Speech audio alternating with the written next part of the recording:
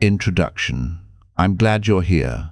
The fact that you've chosen to spend your time with this audiobook tells me something important about you. You're searching, you're questioning, and, most importantly, you're willing to consider that maybe, just maybe, the limitations you're experiencing in life aren't entirely about the numbers in your bank account. Let me start with a confession. For years, I believed that money was the answer to everything. I thought that if I could just earn more, save more, accumulate more, then happiness, success, and fulfillment would naturally follow. I watched people around me chase the same dream. We all believed the same story, that poverty was purely a financial condition and wealth was purely a numerical achievement. But then something shifted. I started noticing patterns that didn't fit this simple equation. I met people who earned six figures but lived paycheck to paycheck, trapped in anxiety and stress. I encountered individuals who had very little money but radiated contentment and somehow always seemed to find opportunities. I saw lottery winners lose everything within years, and I watched immigrants arrive with nothing and build thriving businesses within a decade. The difference wasn't luck. It wasn't intelligence. It wasn't even opportunity, at least not entirely. The difference was something far more fundamental. It was mindset.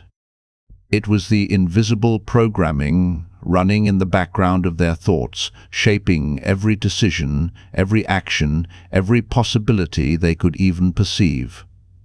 This audiobook is about that programming. It's about the mental poverty that keeps people stuck, regardless of their income, and the mental wealth that allows others to thrive, regardless of their circumstances. Over the next several hours, we're going to explore the architecture of these mindsets, understand where they come from, and most importantly, learn how to rebuild our own mental frameworks to support the life we actually want. I want to be clear about something from the start. This is not a book that dismisses real financial struggles. Systemic inequality is real. Economic disadvantage is real. There are genuine barriers that make life harder for some people than others. This book doesn't pretend those don't exist. But here's what I've learned. Even within those constraints, mindset makes an enormous difference. Two people facing similar circumstances can have radically different outcomes based on how they think, what they believe is possible, and how they respond to challenges. That's what we're here to explore. So let's begin this journey together. Let's examine the invisible cage that traps so many people in cycles of limitation, and let's discover the keys that can set you free. Chapter 1. The Invisible Prison. Picture this. You're standing in a room. The room has no visible walls, no locked doors, no bars on the windows. And yet, you cannot leave. You pace back and forth in an area of about 10 square feet, convinced that stepping beyond this invisible boundary will result in catastrophe. Other people walk freely through the same space, moving wherever they please, but you remain confined. This is what a poverty mindset looks like. It's not about actual walls, it's about perceived limitations that feel just as real as concrete barriers. I first truly understood this concept when I met a man named David. David worked as a janitor at a community college. He earned minimum wage and supported 3 children on his own. By every conventional measure, David was poor. But when you spoke with David, you encountered something extraordinary. He was taking free classes at the college where he worked. He was learning programming. He had started a small side business fixing computers for people in his neighborhood. He talked about his future with clarity and confidence. Then there was Michael. Michael earned $90,000 a year as a marketing manager. He drove a nice car, lived in a nice apartment, wore nice clothes. And he was completely miserable. He was drowning in credit card debt. He felt trapped in his job. He couldn't imagine taking any risks or making any changes. He believed his life was essentially set on a predetermined track, and there was nothing he could do about it. Who was mentally poor and who was mentally wealthy? The answer might surprise you. The poverty mindset isn't about how much money you have. It's about how you think about money, opportunity, risk, and your own potential. It's a lens through which you view the entire world, and that lens filters out possibilities, narrows your perceived options, and keeps you operating in survival mode, even when survival isn't actually at stake. Let me describe some of the characteristics of this mindset. As I go through these, I want you to honestly assess yourself. We all have elements of poverty thinking in certain areas of our lives. Recognizing them is the first step to changing them. First, there's scarcity thinking. People with a poverty mindset view the world as fundamentally lacking. There's never enough. Not enough money, not enough time, not enough opportunities, not enough good fortune to go around. This creates a constant state of anxiety and competition. If you believe resources are scarce, then someone else's success feels like it diminishes your own possibilities. You can't genuinely celebrate when others do well because you're operating from a zero-sum framework. Second, there's short-term focus. When you're in poverty mindset, you make decisions based on immediate needs and immediate gratification. You can't invest in your future because you're consumed by surviving today. This creates a vicious cycle where you're always putting out fires, always in crisis mode, never able to build towards something better. Third, there's external locus of control. This is a fancy psychological term for a simple concept. You believe that your life is controlled by outside forces. Your success or failure depends on luck, on other people, on the economy, on circumstances beyond your control. This belief is absolutely poisonous because it strips away your agency. If you're not in control, why bother trying to change anything? Fourth, there's fear-based decision-making. Every choice is filtered through the question, what could go wrong? People with poverty mindset are so afraid of loss that they avoid any situation involving risk, even calculated risk, with enormous potential upside. This keeps them stuck in situations that are predictably mediocre because predictable mediocrity feels safer than uncertain possibility. Fifth, there's comparison and envy. Poverty mindset constantly measures itself against others and finds itself lacking. Social media has amplified this to toxic levels. You scroll through curated highlights of other people's lives and feel like you're falling behind, like you're not good enough, like everyone else has figured out secrets that you're missing. Sixth, there's helplessness and victimhood. Now, listen carefully here, because this is sensitive territory. I'm not saying that real victimization doesn't occur. It absolutely does. But there's a difference between acknowledging that something unfair happened to you and building your entire identity around being a victim. Poverty mindset chains you to past hurts and uses them as excuses for current inaction. Seventh, there's immediate consumption over delayed gratification. When money comes in, it immediately goes out. There's no buffer, no patience, no willingness to wait for something better. This isn't just about money. It applies to everything: education, health, relationships.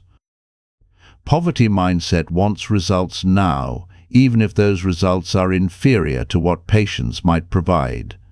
Eighth, there's dependency rather than self-reliance. People with poverty mindset look for someone else to solve their problems. They wait for the government, their employer, their parents, their spouse, anyone but themselves to make things better. They've internalized helplessness to such a degree that they don't even consider what they might do independently. And finally, there's fixed mindset about ability and intelligence. This comes from the research of psychologist Carol Dweck. Some people believe their abilities are fixed traits. You're either smart or you're not. You're either talented or you're not. People with poverty mindset apply this to everything, including their capacity to earn money. They believe they're just not the kind of person who's good with money, so they don't even try to learn. Now, here's what's fascinating and also terrifying about these characteristics. They're self-reinforcing. Scarcity thinking leads to short-term decisions, which lead to poor outcomes, which reinforce the belief that resources are scarce. Fear-based decision-making prevents risk-taking, which prevents growth, which confirms that trying new things is dangerous. External locus of control leads to passivity, which leads to lack of progress, which confirms that you're not in control. It's a mental prison that locks from the inside. But here's the good news, and please really hear this: mindsets can change. The brain is neuroplastic, which means it can form new patterns, new pathways, new ways of thinking. You are not permanently trapped by the programming you received growing up, or the beliefs you've held until now. Change is possible. It's not easy, but it's absolutely possible. Before we move on, I want you to take a moment and think about your own life. Where do you see these patterns showing up? Don't judge yourself. Don't feel shame. Just observe with curiosity. Awareness is the beginning of transformation. Chapter 2: The Origins of Mental Poverty. So where does this mindset come from? Why do some people develop poverty thinking, while others develop abundance thinking, even when they grow up in similar circumstances? The answer is complex, involving family, culture, education, media, and personal experience. Let's break it down. For most people, mindset programming begins in childhood with the messages we receive about money, work, success, and our own worth. These messages are often unconscious. Your parents probably didn't sit you down and say, "I'm now going to teach you to think like a poor person." Instead, you absorb their attitudes through observation and repetition. Think about the things you heard growing up. Money doesn't grow on trees. We can't afford that. Rich people are greedy. You have to work hard for every penny. Be grateful for what you have. Don't get your hopes up. That's not for people like us. Each of these statements carries embedded beliefs. Money is scarce and hard to obtain. Wealth is morally questionable. Hard work is suffering. Wanting more is ungrateful. Hope leads to disappointment. There are certain things that certain types of people can have, and other things that are off limits. Now, I'm not saying these messages were intentionally harmful. In most cases, parents are trying to protect their children, to prepare them for a world they perceive as difficult and unfair. If you grew up in poverty, your parents' focus on scarcity made practical sense. They were teaching you to survive in the circumstances they understood. But here's the problem. Those survival strategies, appropriate for one set of circumstances, become limiting beliefs that persist long after circumstances change. You might now earn a decent income, but you still hoard and pinch pennies and feel guilty about any spending because you're running childhood programming that says resources are scarce and must be desperately protected. Or consider the opposite scenario.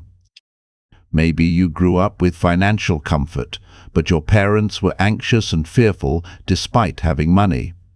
You absorb the message that even when you have resources, they can disappear at any moment, so you must always be worried. Same poverty mindset, different origin story. Cultural messages, amplify these family patterns.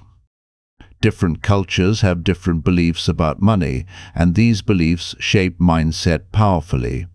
Some cultures emphasize collective responsibility and sharing, which can create beautiful community support, but can also make individual wealth feel selfish. Some cultures emphasize saving and frugality to an extreme that creates anxiety around any spending. Some cultures tie worth to suffering and struggle, making success feel undeserved or suspicious. The educational system plays a role too. Traditional education, at least in most of the modern Western world, doesn't teach financial literacy or entrepreneurial thinking. It teaches you to be a good employee, show up on time, follow instructions, don't question authority, trade hours for dollars. There's nothing wrong with employment, but if it's the only model you're exposed to, you develop a mindset that sees work as something you endure rather than something you design. The media and advertising industries also shape mindset in insidious ways. On one hand, you're bombarded with messages that you need to consume, that happiness comes from purchasing, that your worth is demonstrated by what you own. This drives spending and debt. On the other hand, you're shown curated images of wealth that seem completely unattainable, reinforcing the belief that financial success is for other people, not you. Social comparison is more brutal than it's ever been in human history. For most of human existence, you compared yourself to the few dozen or few hundred people in your immediate community. Now you compare yourself to billions of people through social media, and you're seeing their highlight reels. Someone is always richer, more successful, more attractive, more accomplished. This creates endemic insecurity and the sense that you're perpetually falling behind. Personal experience matters enormously too. If you tried to start a business and it failed, you might develop the belief that entrepreneurship isn't for you. If you asked for a raise and got rejected, you might internalize that you're not valuable enough to command higher pay. If you invested money and lost it, you might conclude that investing is dangerous and should be avoided. These experiences create what psychologists call confirmation bias. Once you develop a belief, you selectively notice evidence that confirms it, and ignore evidence that contradicts it. If you believe you're bad with money, you'll remember every financial mistake and forget every smart decision. You'll interpret ambiguous situations in ways that confirm your negative self-assessment. There's also the phenomenon of learned helplessness, discovered through experiments by psychologist Martin Seligman. When animals or people are repeatedly exposed to negative situations they can't control, they eventually stop trying to escape, even when escape becomes possible. They learn that their actions don't matter, so they become passive. This happens in poverty, both financial and mental. When you grow up in circumstances where you genuinely have little control, where working hard doesn't lead to advancement, where saving money doesn't build security because emergencies constantly wipe out your savings, where the system seems rigged against you, you can develop deep helplessness. And that helplessness persists even when circumstances improve. Now, here's something crucial I want you to understand. Recognizing these origins is not about blame. It's not about making your parents villains or condemning the culture you grew up in. It's about understanding the source code of your mental programming so you can decide what to keep and what to change. You didn't choose the beliefs you inherited, but you can choose what you do with them now. Think of it like inheriting a house. Maybe the house you inherited has structural problems, outdated wiring, systems that don't work efficiently. You didn't create those problems, but now they're yours to deal with. You have options. You can ignore them and let the house deteriorate. You can complain about them but take no action. Or you can roll up your sleeves and renovate. You can upgrade the systems, repair the foundation, redesign the space to actually serve your needs. Your mindset is the same. You inherited certain programming, but you're not stuck with it forever. You can renovate. You can upgrade. You can rebuild. The question is, are you willing to do the work? Chapter 3: The Abundance Mindset. Let's shift our focus now from what limits us to what liberates us. If poverty mindset is a prison, abundance mindset is freedom. But what exactly does that mean? Abundance mindset is not about positive thinking or pretending money doesn't matter or denying real constraints. It's a fundamentally different way of perceiving reality, one that sees possibilities instead of only obstacles, that focuses on what can be created rather than only what might be lost. People with abundance mindset share certain characteristics. Let's explore them. First, they see opportunity everywhere. Where poverty mindset sees a closed door and walks away, abundance mindset looks for windows, side entrances, ways to create a new door entirely. This isn't naive optimism. It's creative problem-solving, rooted in the belief that solutions exist even if they're not immediately obvious. I once knew a woman named Jennifer who lost her corporate job during a recession. Poverty mindset would have spiraled into panic, would have seen only scarcity and catastrophe. Jennifer saw an opportunity. She'd been wanting to start a consulting business for years, but had been too comfortable in her corporate role to take the leap. The job loss became the catalyst. Within 2 years, she was earning more than she had at her old job and had complete control over her time and projects. Same event, radically different interpretation, completely different outcome. Second, people with abundance mindset think long-term. They're willing to delay gratification for greater future rewards. They invest in education, in health, in relationships, in assets that appreciate. They understand compound growth, both financial and personal. They know that small, consistent actions accumulate into massive results over time. This is hard because our brains are wired for immediate rewards. We evolved in environments where long-term planning beyond the next season wasn't necessary.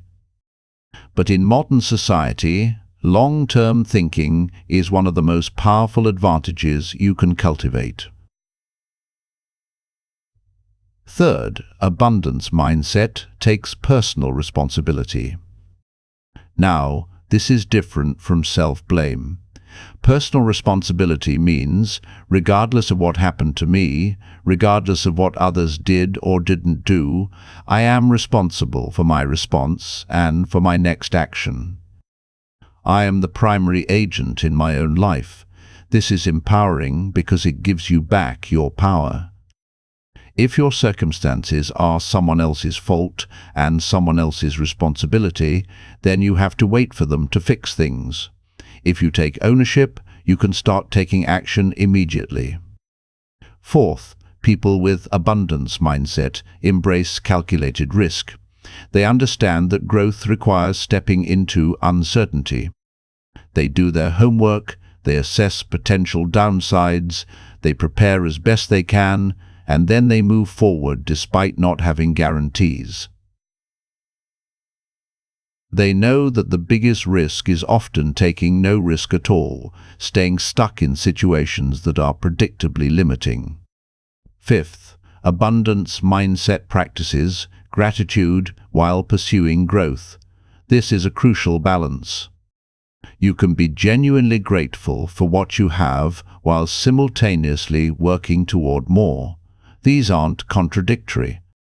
In fact, gratitude creates the emotional foundation that makes ambitious pursuit feel joyful rather than desperate. Sixth, abundance mindset maintains a growth orientation toward learning and ability. Remember Carol Dweck's research on fixed versus growth mindset. People with abundance mindset believe their abilities can be developed through dedication and effort. They see challenges as opportunities to improve rather than as tests of their innate worth. This makes them resilient in the face of failure because failure is just feedback, just information about what to adjust. Seventh, they collaborate and celebrate others' success. Because they don't see the world as zero-sum, other people's wins don't threaten them. They build networks, they form partnerships, they share knowledge freely because they understand that value flows in many directions and that building others up often lifts everyone. Eighth, abundance mindset focuses on creation rather than consumption. Instead of just working for money to spend on things, they think about creating value, solving problems, building assets. They ask, what can I make? What can I offer? How can I provide value? This shift from consumer to creator is transformative. And finally, people with abundance mindset maintain agency even in difficult circumstances. They don't wait for perfect conditions. They don't need everything to be ideal before taking action. They work with what they have and find ways to move forward incrementally. Now, let me address a potential objection. You might be thinking, this sounds great, but it's easier to have an abundance mindset when you actually have abundance. When you're struggling financially, it's hard to think long-term or take risks or focus on creation. That's absolutely true. Material scarcity creates genuine cognitive constraints. Research shows that poverty and financial stress literally reduce cognitive bandwidth. When you're worried about paying rent or feeding your children, you don't have mental energy left over for strategic thinking about the future. But here's what's also true. Mindset shift has to begin somewhere, and it can begin even in challenging circumstances. In fact, some of the most inspiring examples of abundance mindset come from people who started with nothing. Think about immigrants who arrive in a new country with no money, no connections, limited language skills, and who build thriving businesses within a generation. Think about people who grow up in poverty and become first-generation college graduates and successful professionals. Think about individuals who overcome addiction, homelessness, incarceration, and create completely new lives. What do these people have in common? They didn't wait for circumstances to be perfect. They didn't wait to feel ready or confident or deserving. They made a decision about who they were going to be and what they were going to create, and then they took action aligned with that decision. The mindset shift doesn't require money. It requires a decision followed by consistent action. And here's the beautiful thing. As you begin to act from abundance mindset, even in small ways, you start to see results. Those results reinforce the new mindset. It becomes a virtuous cycle instead of a vicious one. Let me give you a practical example. Suppose you're in debt and living paycheck to paycheck. Poverty mindset says, I'm trapped. There's nothing I can do. I'll never get ahead. That mindset leads to despair and inaction, which maintains the problem. Abundance mindset says, this is challenging but not permanent. What small action can I take today? Maybe it's reading a book about personal finance from the library. Maybe it's tracking your spending for a week to understand where money goes. Maybe it's having a conversation with your employer about what it would take to earn more. Maybe it's researching a skill you could learn that would increase your market value. None of these actions immediately solve the problem, but they shift your relationship to the problem. You're no longer helpless. You're an agent taking action. That shift in identity from victim to agent is the foundation of everything else. So the question isn't whether abundance mindset is easier when you have resources. Of course it is. The question is, are you willing to cultivate abundance mindset even before you have abundance? Because that's actually when it matters most. Chapter 4. The stories we tell ourselves. Human beings are storytelling creatures.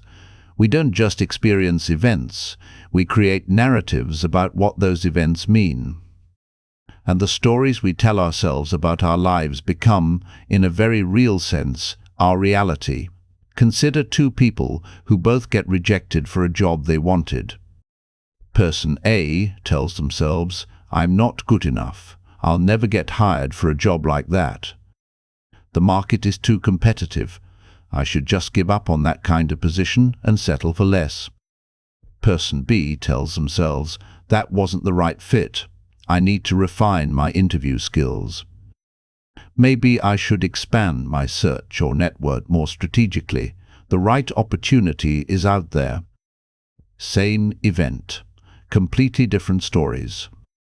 And those stories will lead to completely different actions and outcomes. The story Person A is telling is what we might call a poverty narrative. It's a story of limitation, of external control, of fixed inability. The story Person B is telling is an abundance narrative, one of learning, agency, and possibility. Here's what's crucial to understand. Neither story is objectively true. The rejection itself is just a fact. Everything else is interpretation, and we get to choose our interpretation. Now, I'm not suggesting you engage in toxic positivity or denial of reality. If you keep getting rejected for jobs because you're genuinely underqualified, pretending you're perfect isn't helpful. But there's a vast territory between denial and defeatism, and that's where productive stories live. A productive story acknowledges reality while maintaining agency and possibility. I'm currently underqualified for these positions, so I need to gain more experience or develop specific skills. Here's my plan for doing that. Let me share some common poverty narratives and how to reframe them. Poverty narrative: I'm just not good with money. This story treats financial skill as an innate, unchangeable trait. It's an excuse that absolves you of responsibility for learning.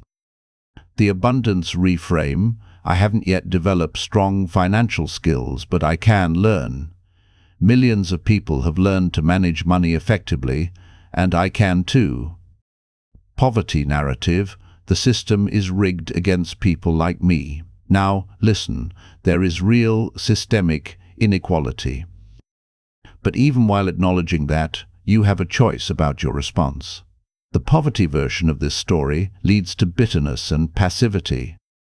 The abundance reframe: the system has real barriers, and I need to be strategic and work harder than some others might have to. That's not fair, but it's my reality.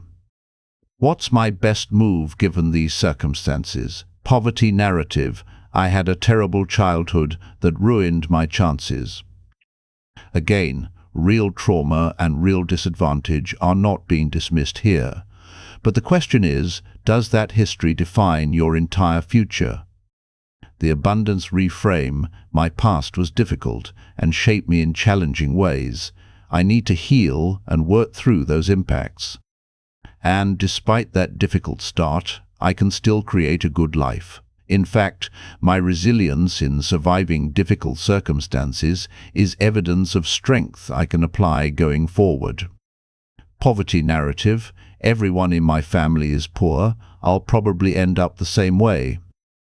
This is what psychologists call learned helplessness, expressed across generations. The abundance reframe: my family faced real obstacles, and I honor their struggles. I'm going to be the one who breaks the pattern. I have access to information and opportunities they didn't have. I can create a different outcome. Poverty narrative, I'm too old to change. Or I'm too young to be taken seriously. Or I don't have the right education. Or I don't have connections. All of these are stories that emphasize what's missing rather than what's possible. For each one, you can find countless examples of people who succeeded despite that exact disadvantage. The abundance reframe identifies what you do have and focuses on leveraging those assets. The power of reframing isn't just psychological feel-good. It literally changes what you notice and what actions you take. Your brain has a mechanism called the reticular activating system, which filters information based on what you've told it is important. If you're telling yourself a story of limitation, your brain will filter reality to show you evidence of limitation. If you're telling yourself a story of possibility, you'll start noticing opportunities you previously overlooked. This is why affirmations can work when done correctly. It's not magical thinking. It's programming your attention and your brain's filtering system to notice different aspects of reality. But affirmations alone aren't enough. You need stories backed by action. Here's a practice I recommend. Write out the current story you're telling yourself about money and success. Don't censor it. Be honest. If your story is, "I'll always struggle financially because that's just how my life is," write that down. Then, identify the elements of that story that are interpretations rather than facts. Finally, write an alternative story that maintains honesty about your current situation but opens up possibility for the future. For example, I'm currently earning less than I'd like, and I've made financial mistakes in the past. I'm learning from those mistakes. I'm developing new skills and new approaches. My current situation is not my permanent situation. I'm committed to steady improvement. That's a more empowering story, and it's just as true as the limiting version. Actually, it's more true, because it acknowledges that the future hasn't happened yet and is still being written. Another powerful practice: identify the stories you inherited. What did your parents believe about money? What did they believe about people like you, your gender, your ethnicity, your social class? Many of the stories we tell ourselves aren't even our own. We absorbed them before we could critically examine them. Bringing them into conscious awareness lets you decide whether to keep them. I'll share something personal. I grew up hearing that people with money were selfish, and that truly good people didn't prioritize financial success. This created enormous internal conflict when I started earning well. Part of me felt like I was violating my values, like I was becoming the kind of person I'd been taught to distrust. I had to consciously examine that story, recognize where it came from, and decide what I actually believed. I concluded that money is neutral. It amplifies who you already are. Good people with money can do tremendous good. The money itself wasn't the issue, character was. That reframe freed me to pursue financial success without guilt. What stories are you carrying that need examination? What beliefs did you inherit that might not serve you? This isn't about rejecting your upbringing or dishonoring your family. It's about conscious choice. You get to decide which parts of your inheritance to keep and which to leave behind. One final thought on stories: be careful about the stories you tell about other people, especially people who have what you want. If you tell yourself that wealthy people are greedy, corrupt, or soulless, you create a psychological barrier to becoming wealthy yourself. Who wants to become something they despise? The abundance narrative recognizes that there are people of all character types at every economic level. There are generous, wealthy people and selfish, poor people, and vice versa. Wealth is not a character trait. Your story about your life is not fixed. You're the author, and you can revise it. The question is, what story do you want to tell? And, more importantly, what story will you act on? Chapter 5. The Daily Habits of Abundance. Mindset isn't just about big beliefs and grand narratives. It's also expressed in the tiny, daily decisions that compound over time into the shape of your life. People with abundance mindset tend to share certain habits, and cultivating these habits is one of the most practical ways to shift your own thinking. Let's explore some of these daily practices. First, they invest in learning.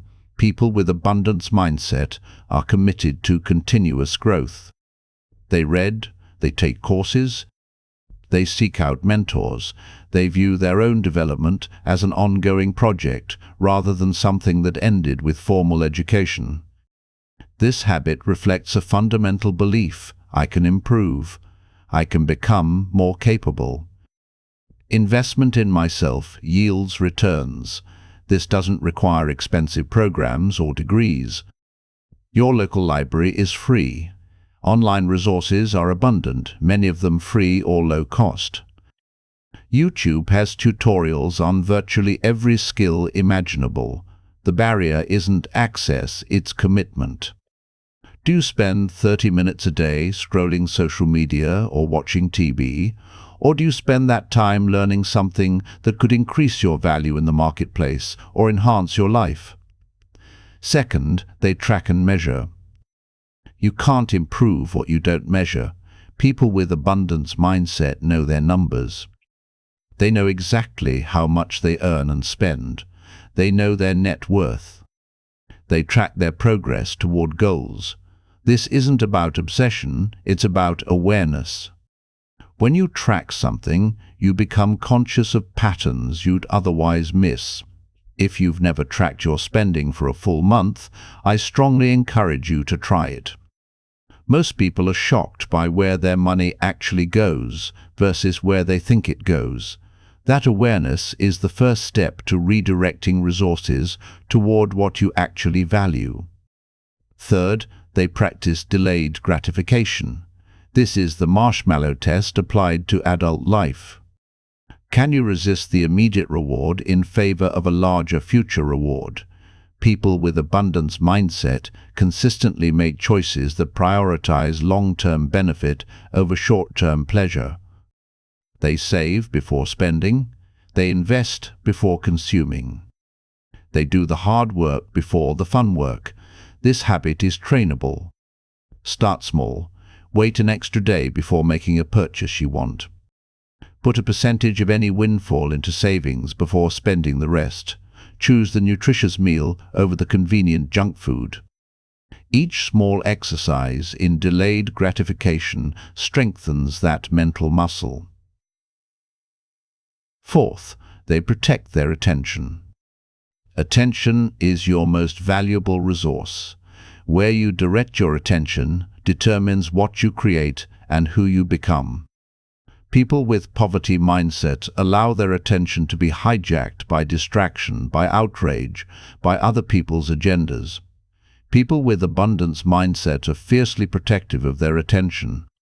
They're selective about what media they consume, who they spend time with, what problems they let into their consciousness. This might mean limiting social media. It might mean saying no to activities that don't align with your goals. It might mean creating boundaries around your time and mental space. It's not about being antisocial, it's about being intentional. Fifth, they surround themselves with growth-oriented people. You become like the 5 people you spend the most time with. If those 5 people are complainers who believe life is unfair and nothing ever works out, you'll absorb that mindset. If those 5 people are problem solvers who believe in their own agency and are actively working toward goals, you'll absorb that mindset instead. This can be challenging, especially if the negative people are family or old friends. You don't have to cut people out of your life, but you can consciously expand your circle to include people who inspire you and challenge you to grow. Join groups focused on interests aligned with your goals. Attend events where you'll meet people who are where you want to be.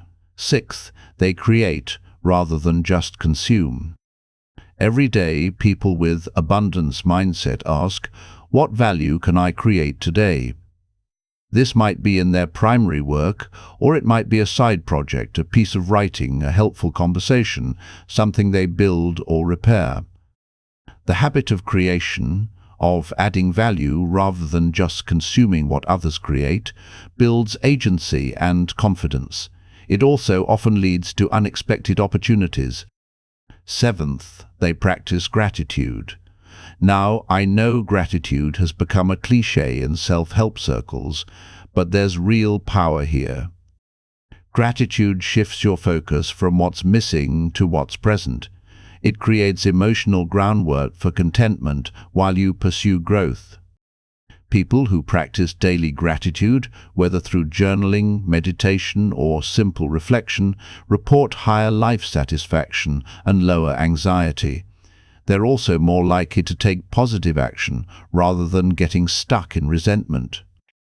Eighth, they take care of their physical health. This might seem unrelated to money and success, but it's deeply connected. Your body is the vehicle through which you experience life and take action. If you're exhausted, inflamed, in pain, addicted, you don't have the physical or mental energy to execute on your plans. People with abundance mindset treat their health as foundational. They prioritize sleep, exercise, and nutrition, not as luxury, but as infrastructure. Ninth, they review and reflect regularly. Daily, weekly, monthly, annually, people with abundance mindset build in time to step back and assess. Am I moving toward my goals? What's working? What needs adjustment? This prevents drift. It's easy to get caught up in busyness without progress. Regular reflection ensures your daily activities align with your larger vision. 10th, they take action despite fear and uncertainty. This is perhaps the most important habit. Abundance mindset doesn't mean absence of fear. It means taking action anyway. Every day presents opportunities to step toward growth or step toward safety. Courage is a habit, not a feeling. You build it through repeated action. Now, here's the key to building these habits. Start small. Don't try to overhaul your entire life overnight. That's poverty mindset, masquerading as ambition, the all-or-nothing thinking that leads to burnout and failure. Choose one or two habits to focus on. Build them gradually until they become automatic. Then add another. Small, consistent action beats grand gestures every time. Someone who reads 10 pages a day will read more than a dozen books a year. Someone who invests $50 a week will build substantial wealth over decades. Someone who exercises for 20 minutes daily will be far fitter than someone who does an intense workout once a month. The compounding power of daily habits is extraordinary. A tiny improvement each day leads to massive results over time. A 1% improvement each day for a year doesn't result in 37% improvement. It results in a 37-fold improvement due to compounding. But the opposite is also true. A tiny decline each day compounds into significant deterioration. Mindset is built or eroded in the daily choices that seem inconsequential in the moment. So ask yourself, what are my current daily habits? Are they building the life I want, or are they maintaining the life I'm trying to leave behind? And what one habit could I begin today that would, over time, create meaningful change? Chapter 6. Money as a tool, not a master. Let's talk directly about money itself.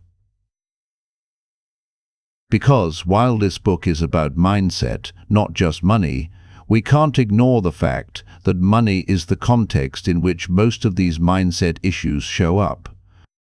People with poverty mindset have a dysfunctional relationship with money. Either they obsess over it to the point of paralysis, or they avoid thinking about it entirely.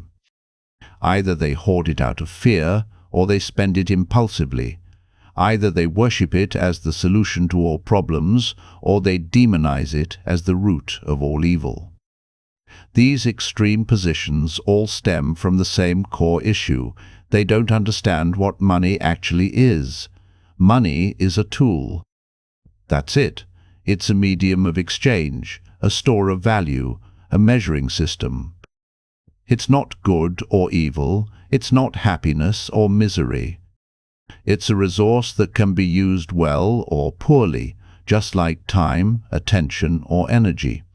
People with abundance mindset understand this. They respect money without worshipping it. They pay attention to it without obsessing over it. They use it strategically to create the life they want, rather than letting it control their choices. Let's break down some healthy principles for relating to money. First principle, know what money is for. Money itself is not the goal. It's a means to various ends. What are your ends? What do you actually want? For some people, it's security, the peace of mind that comes from knowing you can handle emergencies and won't be one crisis away from disaster. For others, it's freedom, the ability to choose how you spend your time rather than being dependent on a specific job or income source. For others, it's experience, the capacity to travel, try new things, invest in relationships and adventures. For others, it's impact, the resources to support causes they care about or create change in the world. All of these are legitimate goals. But they're different goals, and they require different financial strategies. Clarity about what money is for allows you to make intentional decisions rather than just accumulating or spending randomly. Second principle, earn ethically and abundantly. There's no virtue in earning less than you could.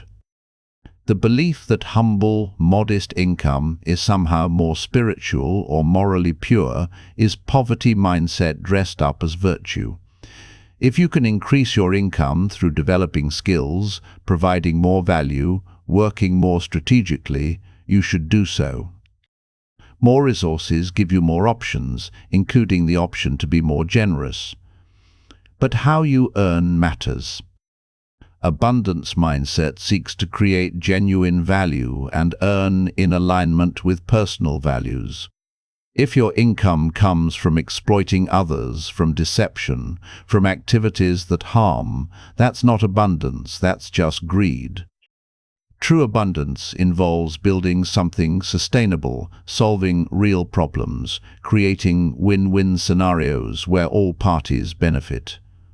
Third principle, spend consciously and joyfully.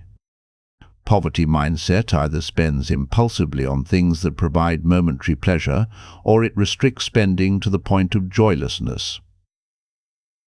Abundance mindset spends deliberately on things that genuinely enhance life, and does so without guilt. If you value travel, spend on travel. If you value learning, spend on books and courses. If you value connection, spend on experiences with people you love. The key is consciousness. Are you spending in alignment with your values, or are you spending to fill voids, to impress others, to medicate emotions? Are you enjoying what you buy, or are you accumulating things that clutter your life and create stress? There's a practice called cost per use that helps with conscious spending. Before making a purchase, estimate how often you'll actually use the item and divide the cost by that number. A $200 coat you'll wear 100 times costs $2 per wear. A $30 gadget you'll use twice costs $15 per use. This creates clarity about real value. Fourth principle, save and invest systematically. This is non-negotiable for building abundance. You must pay yourself first. Before spending on anything else, a portion of income goes to savings and investment. For someone just starting, even 5 or 10% makes a difference. As income increases, increase the percentage. The power of compound interest is extraordinary. Someone who invests $300 a month, starting at age 25, will have substantially more at retirement than someone who invests twice that amount, starting at age 45. Time in the market beats timing the market. Consistency beats occasional large gestures, and invest in yourself too. Education, health, skills, relationships, these are investments that pay dividends across your entire life. Don't be penny-wise and pound-foolish, neglecting high-return investments because of short-term cost. Fifth principle, give generously. This might seem counterintuitive when you're working on building wealth, but generosity is actually part of abundance mindset. When you give, whether money, time, knowledge, support, you're affirming that you have enough to share. You're operating from overflow rather than scarcity. This shifts your internal experience profoundly. I'm not talking about reckless giving that puts your own security at risk. I'm talking about regular, sustainable generosity that's proportional to your resources. Even when resources are limited, finding ways to give creates psychological abundance. Sixth principle, protect yourself with appropriate insurance and emergency funds. Abundance mindset plans for the unexpected. Life includes setbacks, emergencies, health issues, accidents. Having insurance and an emergency fund isn't pessimistic, it's prudent. It allows you to take risks in other areas because you have a safety net. The common recommendation is 3 to 6 months of expenses in an easily accessible emergency fund. This prevents you from going into debt when something unexpected happens, and it provides psychological security that allows you to think long-term. Seventh principle, separate your worth from your net worth. Your value as a human being is not determined by your bank balance. This might seem obvious, but poverty mindset often conflates the two. When you tie your self-esteem to your financial status, you're on an emotional roller coaster. You feel good when the numbers go up and terrible when they go down. This creates anxiety and makes it hard to make rational decisions. Abundance mindset recognizes that your worth is inherent. Money is just a tool and a scorecard for certain kinds of value creation, but it doesn't measure character, relationships, meaning, or the things that actually matter most in life. Eighth principle, learn continuously about money. Financial literacy is not optional. You don't need an economics degree, but you do need to understand basics, how interest works, both for and against you, how taxes work, how different investment vehicles work, how to budget and track spending, how to negotiate, how credit scores impact your options. This knowledge is power. Ignorance is expensive. The good news is that resources for financial education are abundant. Books, podcasts, online courses, many of them free. The barrier is not access but initiative. Are you willing to invest time in understanding how money works? Let me address a common objection. But I don't care about money. I care about creativity, relationships, experiences, making a difference. That's beautiful. But here's the thing, money gives you options in all those areas. With financial security, you can take creative risks without fear of destitution. You can invest in relationships without the stress of scarcity. You can pursue experiences and causes you care about. Money doesn't guarantee any of this, but lack of money often constrains it. The goal isn't to worship money or make it the center of your life. The goal is to develop a healthy, functional relationship with it, so it can serve your actual priorities rather than controlling them. So take an honest look at your current relationship with money. Is it dysfunctional? Are you avoiding looking at it? Are you obsessing over it? Are you using it well as a tool? What needs to shift? Chapter 7. Overcoming the Comparison Trap. We live in the age of comparison, and it's poisoning us.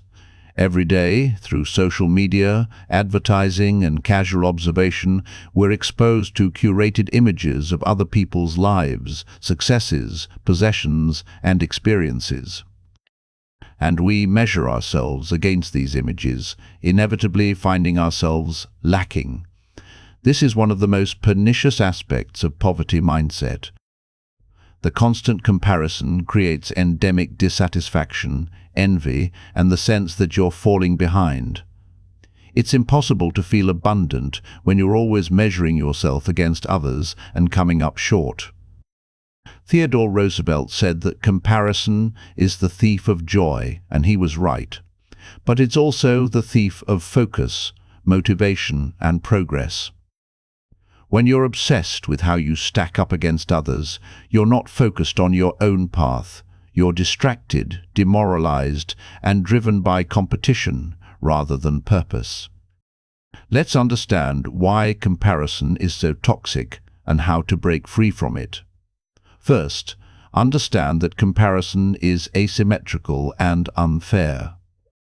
You're comparing your behind the scenes with everyone else's highlight reel. You know your struggles, your doubts, your failures, your embarrassing moments.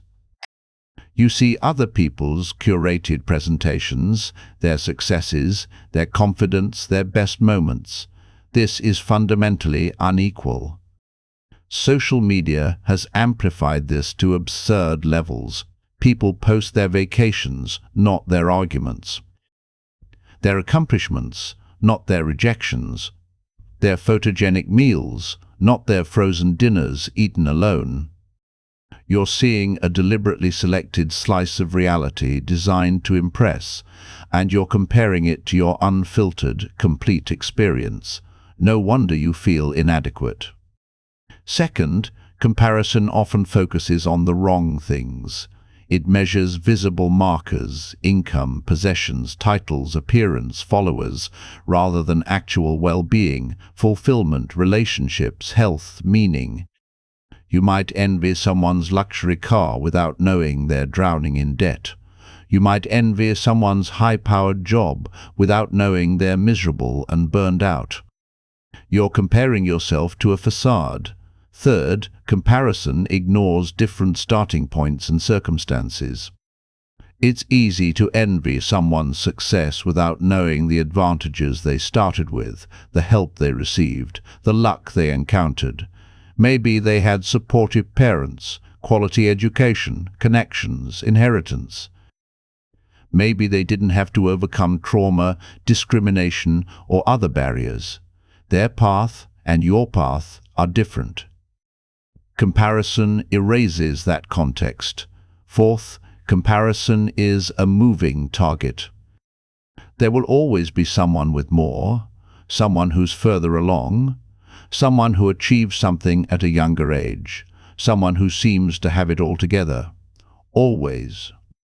If your sense of adequacy depends on comparing favorably, you'll never feel adequate because there's no top of the mountain.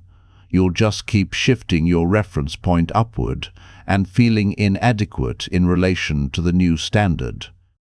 Fifth, comparison distracts from your unique path and gifts. You have specific talents, interests, values, and circumstances.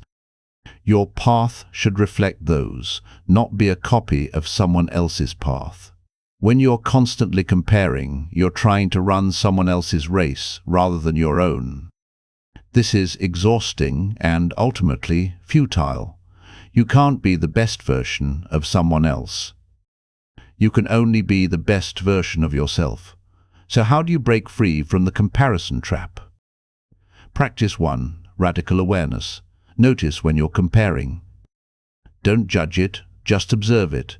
You're scrolling social media and feel a pang of envy. You're at a gathering and feel less than. You're reading about someone's success and feel inadequate. Notice the feeling. Name it.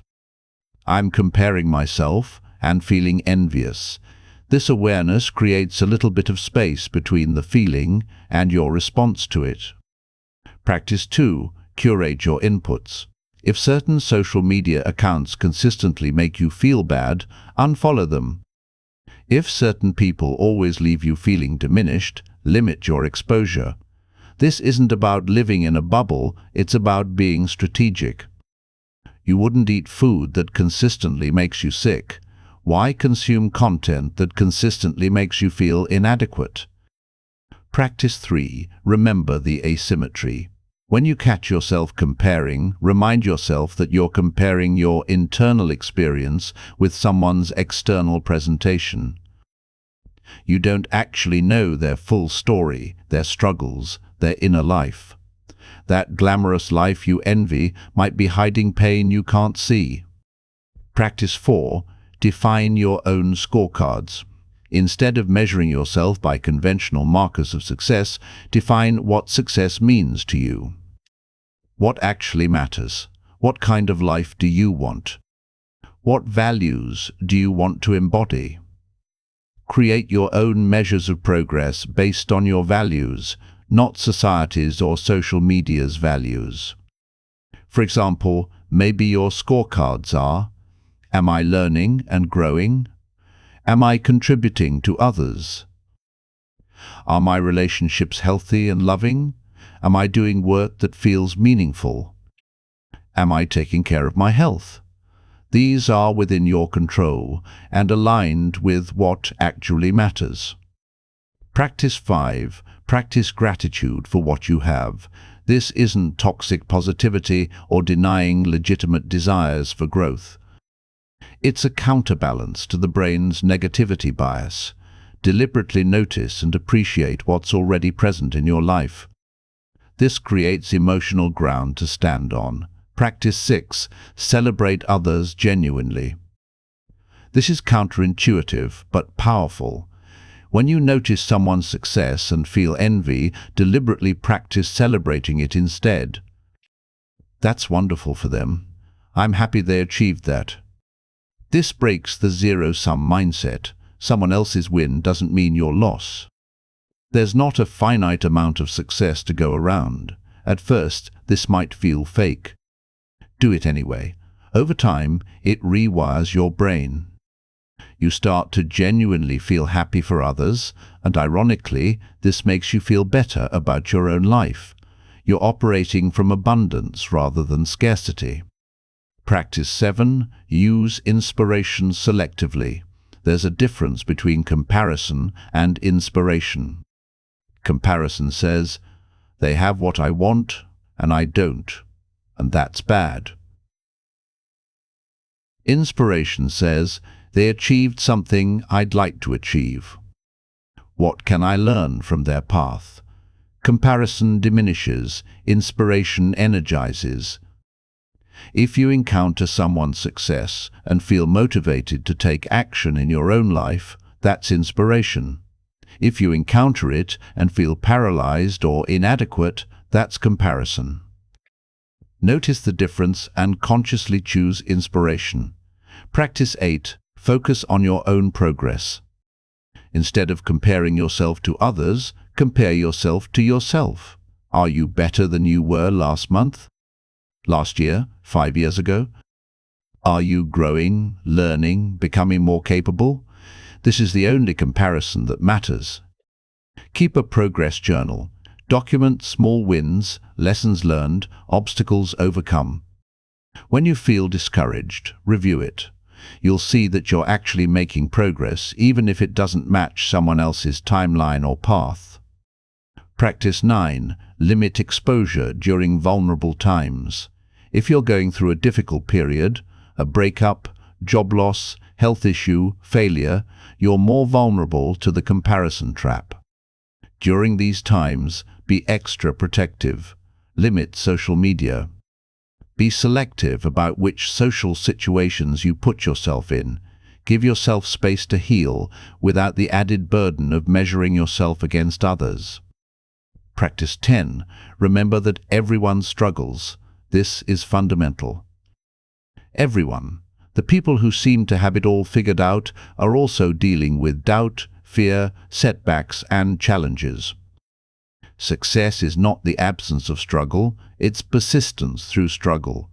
The polished presentations you see online or in person are not the full reality. I'll share something vulnerable. There have been periods in my life where, from the outside, everything looked great. Good job, nice home, travel, accomplishments, and internally I was struggling with depression, loneliness, and a sense of meaninglessness. The gap between the external presentation and internal experience was enormous. That's true for most people, most of the time. Remember that when you're comparing, breaking free from comparison doesn't happen overnight. It's a practice, not a destination. You'll still have moments of envy or inadequacy. But over time, with consistent practice, those moments lose their power. You become more anchored in your own path, more genuinely happy for others, more focused on what actually matters. And here's the beautiful irony. When you stop comparing yourself to others, you often progress faster. You're no longer distracted or demoralized. You're focused on your own path, learning from your own mistakes, building on your own strengths.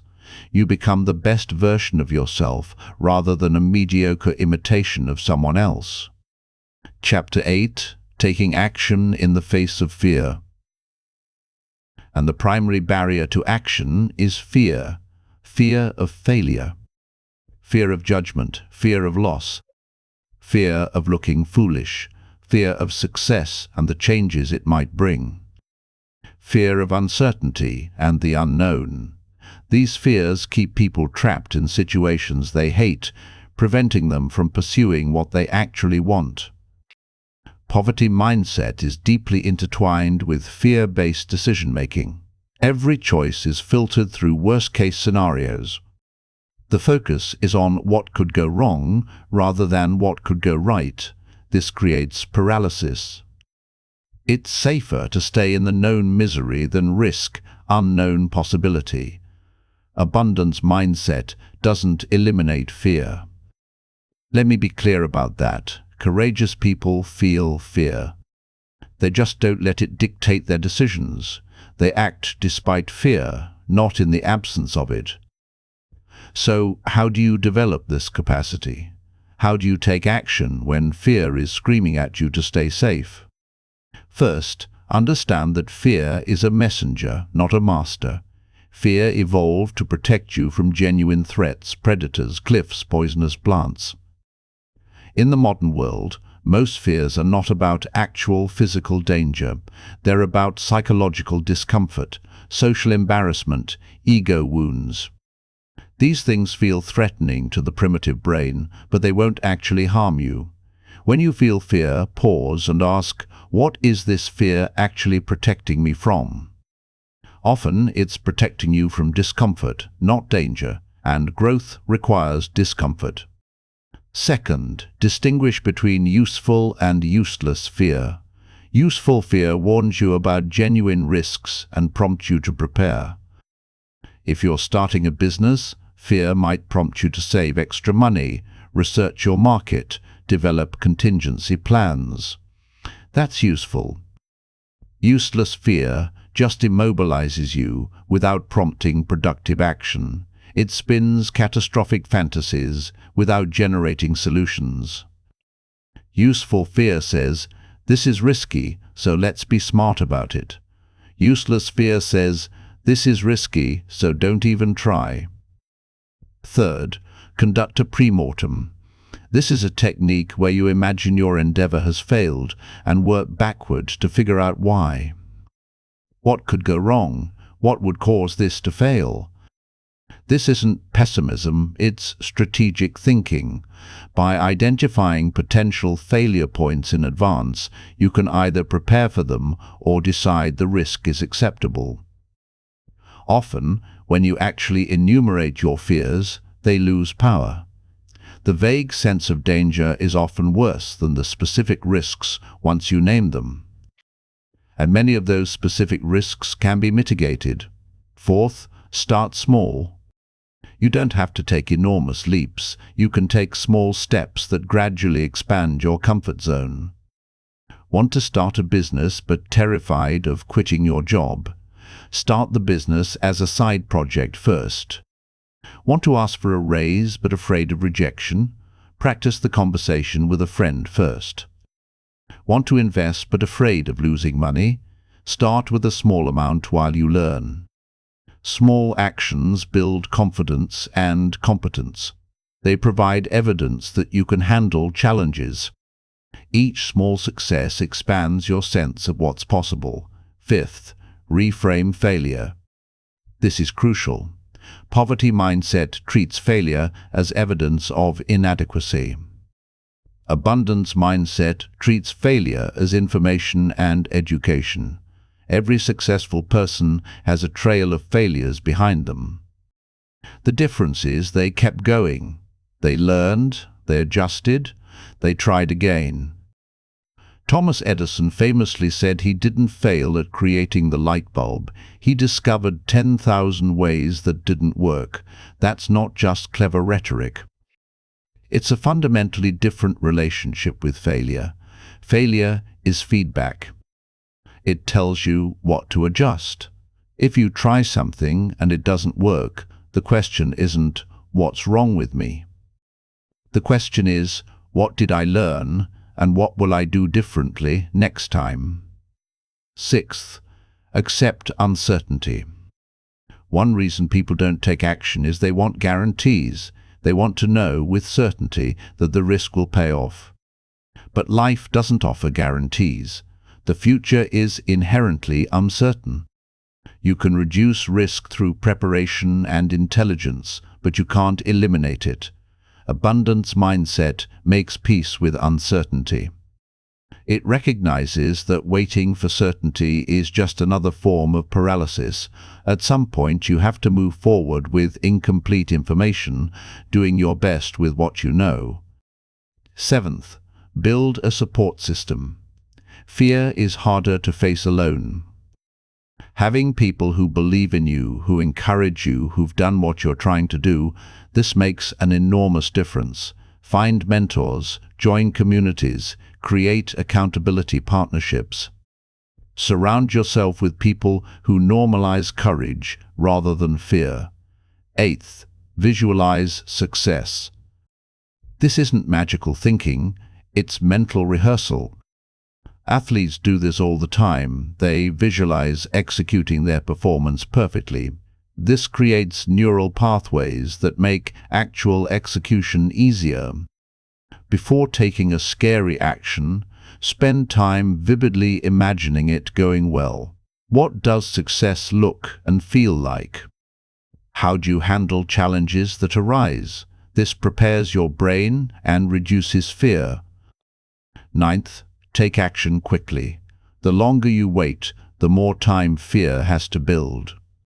When you know you need to do something, act quickly before fear can accumulate. This is why some people jump into cold water all at once rather than inching in. The anticipation is often worse than the experience. Obviously, this doesn't mean being reckless. Do your homework, make your plan, but then execute without excessive delay. 10th, celebrate courage, not just results. You won't always get the outcome you want, and if success is the only measure, you'll feel defeated. Instead, celebrate the act of trying. You asked for the raise even though you were terrified. That's worth celebrating, even if the answer was no. You started the business even though you were scared. That's worth celebrating, even if it's still small. Courage is a muscle. Each time you act despite fear, you strengthen it. Over time, things that used to terrify you become manageable. Your window of tolerance expands. I want to share a personal story. Early in my career, I was offered an opportunity that both excited and terrified me. It would mean leaving a stable job for something uncertain, moving to a new city where I knew no one, taking on responsibilities I wasn't sure I could handle. The safe choice was obvious: stay where I was. But staying meant foreclosing possibility. I was paralyzed for weeks. Finally, I made a list of worst-case scenarios. If everything went wrong, what would actually happen? I'd gain some experience, maybe struggle financially for a while, possibly have to move back home temporarily. None of this was fatal. Embarrassing, perhaps, but not fatal. Then I made a list of best-case scenarios. If it went well, I'd accelerate my career by years, develop new skills, expand my network, prove to myself that I could handle challenges. The upside vastly outweighed the downside. I took the leap. Was it scary? Absolutely. Did everything go smoothly? No. There were mistakes and setbacks and moments of doubt. But looking back, it was one of the best decisions I ever made. The growth, the opportunities that emerged from it, the confidence I built, none of that would have happened if I'd let fear dictate my choice. That's what I want for you, not recklessness, but considered courage. The willingness to step toward what you want, even when it's uncomfortable, even when the outcome isn't guaranteed. Because here's the truth: avoiding action doesn't eliminate fear. It just trades acute fear for chronic regret. The fear of trying is temporary. The regret of not trying can last a lifetime. What action have you been avoiding because of fear? What would you do if you knew you couldn't fail? Now ask yourself, what's one small step toward that I could take this week? Not the whole journey, just one step. And then take it. Conclusion, your next chapter. We've covered a lot of ground together. We've explored the nature of poverty mindset and abundance mindset. We've examined where these patterns come from, how they manifest in daily life, and how to begin shifting them. We've looked at money, comparison, fear, habits, stories, and action. Now comes the most important part. What are you going to do with all this? Information alone doesn't create change. The world is full of people who know what they should do, but don't do it. Knowledge must translate into action, and action must become consistency, and consistency must evolve into transformation. Let me be honest with you. Changing your mindset is not a quick fix. It's not a life hack or a shortcut. It's deep work that requires patience, self-compassion, and persistence. You'll have setbacks. You'll fall back into old patterns. You'll have days where everything feels hopeless and nothing seems to work. That's normal. That's part of the process. Change is not linear. It's messy and inconsistent, with periods of progress and periods that feel like regression.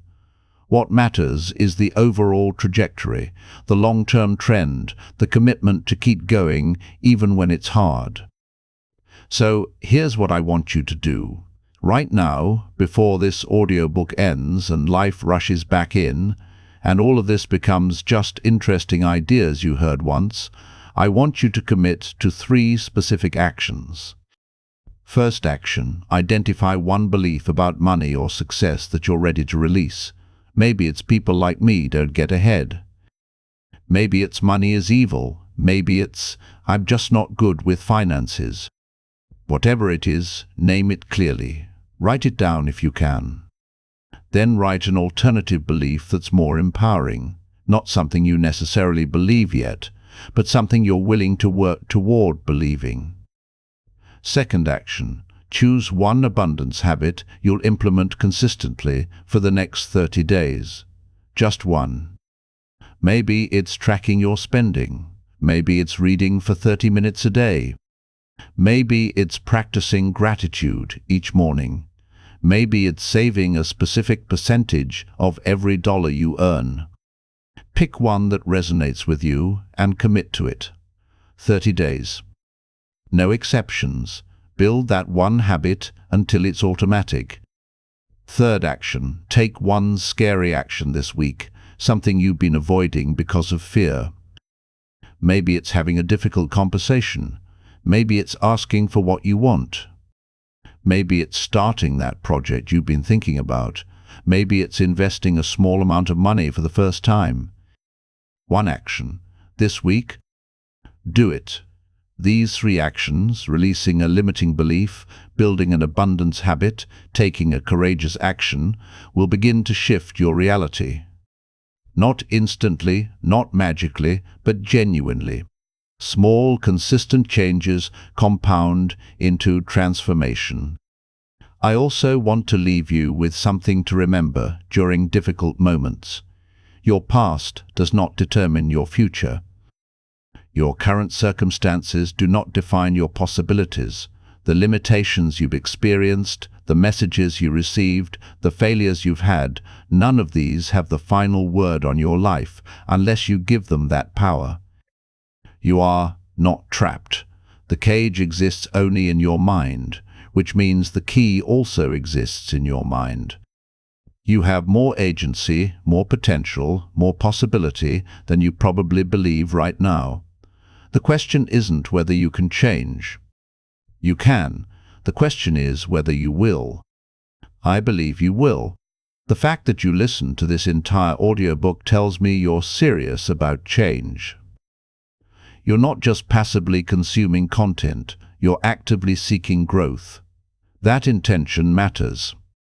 That commitment matters. Honor it with action. One more thing. Be patient and compassionate with yourself. You're unlearning patterns that might have been decades in the making. You're rewiring neural pathways and changing identity-level beliefs. This is profound work. It's not going to happen overnight, and it's not going to be perfect. There will be days when you feel like you're making no progress. There will be moments when you slip back into scarcity thinking or fear-based decisions. When that happens, and it will, don't beat yourself up. Don't use it as evidence that you can't change. Just notice it, learn from it, and redirect. Self-compassion isn't weakness, it's fuel for sustained effort. Think of this journey like learning to play an instrument. At first, every note is difficult. You're clumsy and awkward. You make mistakes constantly. But you don't conclude you're incapable of music. You understand you're a beginner, and beginners make mistakes. With practice, gradually, things that were once impossible become natural. The same is true of mindset change. You're learning a new way of thinking, a new way of being. Be patient with the learning process. Celebrate small progress. Forgive mistakes. Keep practicing. I want to close with a vision. Imagine yourself 1 year from now. You've consistently practiced abundance mindset. You've released limiting beliefs and replaced them with empowering ones. You've built daily habits that support your growth. You've taken actions despite fear. You've invested in yourself, your education, your health, your financial literacy, your skills. What does your life look like? How do you feel when you think about money? How do you respond to challenges? How do you make decisions? What opportunities have emerged because you've changed? Who have you become? That person, the version of you that exists a year from now, is not a fantasy. It's a possibility. It's a potential future self, waiting for you to take the actions that bring it into existence. The path between who you are now and who you could be is built one decision at a time, one action at a time, one day at a time. The journey begins now, not tomorrow. Not when conditions are perfect, not when you feel ready. Now, with the resources you have, the knowledge you possess, the person you currently are. That's enough to start. In fact, it's all you need to start. You are not poor in money or poor in mind. You are rich in potential, rich in possibility, rich in the capacity to create the life you want. The only question is whether you'll claim that richness. I believe you will. Now, go prove me right. Thank you for listening. Now go take action.